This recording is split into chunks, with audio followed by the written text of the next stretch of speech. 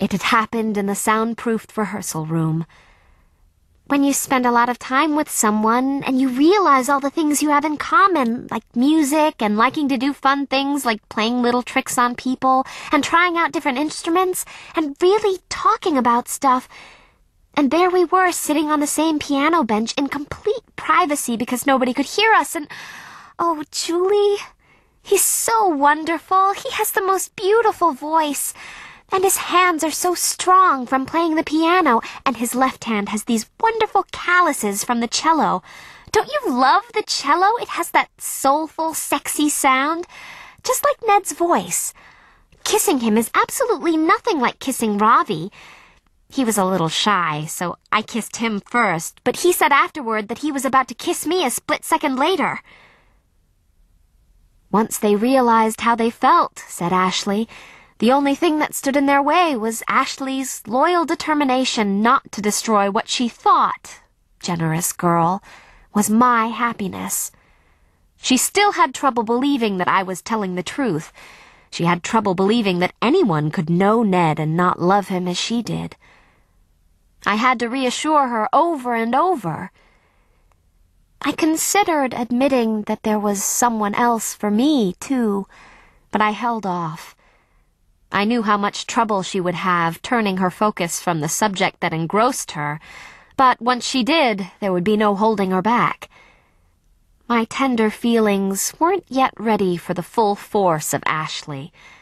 Besides, I didn't want to spoil her moment. For the rest of the evening, she poured out her joy.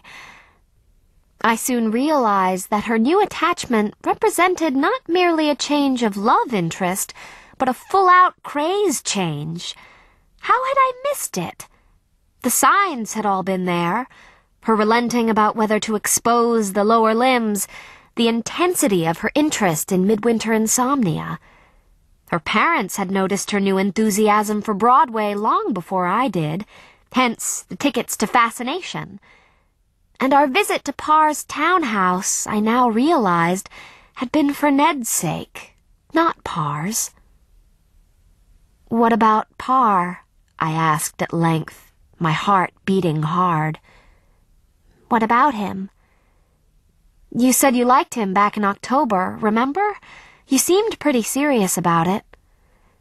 "Oh, yes. Well, I thought I did. But that was before I really understood what love was. You were right after all when you thought Ned was Darcy. Nothing against Parr. He's a really nice guy. But he's no Ned. He just doesn't have the same fire.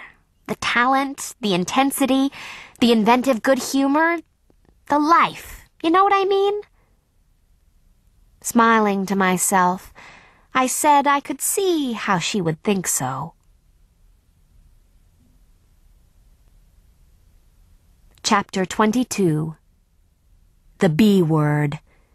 Seth vanquished. A ring. My 6th kiss. An acrostic. I fell asleep that night in a dazzle of happiness. Honor no longer stood between me and my heart's desire. I awoke the next day, however, to a gray, spitting drizzle, and the realization that, although everything had changed, nothing had changed. True, I was free to love Parr, but I wasn't free to see him. Also, I remembered, I had promised in a weak moment to hang out at the Java jail with Seth that afternoon after school. When I made the promise, it had seemed like ages in the future, too far away to matter. But now the time had arrived. I saw myself sinking slowly into the swamp of Seth's expectations, while the golden sail of my love twinkled out of sight over the horizon. "Rescue me, Ash," I text-messaged my friend. "Meeting Seth at Java J this afternoon. Be there, please, please, please, please, need you, Jewel." "You should dump him already. Quit messing around. It's too important. Don't worry, though, I'll be there, Ash," she TM'd back. And she was. Jules! Seth! Come sit over here! She shrieked from the back, patting 2 seats at her table. I headed stubbornly in her direction, with Seth dragging behind and trying to draw me off to other tables. Once we had sat down, Ashley pounced on Seth. As a literary person, what qualities would you say it's important to look for in poetry if you want to set it to music? She asked him. It was the perfect question, at once flattering and absorbing, and even useful, at least to Ashley. After a few increasingly feeble attempts to get away, Seth warmed to the subject. He almost seemed to forget his irritation at Ashley and his resentful yearning for me. He turned his face and shoulders toward her, leaving me behind at his elbow. I was never more grateful to Ash. Their conversation left my mind free to wander. It headed off in the usual direction, toward Parr. And then, as if I had summoned him, there he was. He was weaving his way through the crowded coffee bar in front of Zach Lou. "Here you go, String Bean, a late birthday present," said Zach with a smirk, pushing Parr forward. "Zach! Parr! Hey, have a seat!" cried Ashley, pushing out a chair. Zach sat down next to her. "Seth, you know Zach Lou, don't you?" said Ashley. She gave Parr a wink and a kick as she continued with the shocking words, "And have you met Grandison Parr, Julie's boyfriend?" "Your boyfriend?" exclaimed Seth. I felt the blood drain to my feet. I looked at Parr with terrified inquiry. He smiled back, a sweet, wicked smile full of mischief and hope. I took a breath and decided to go with it.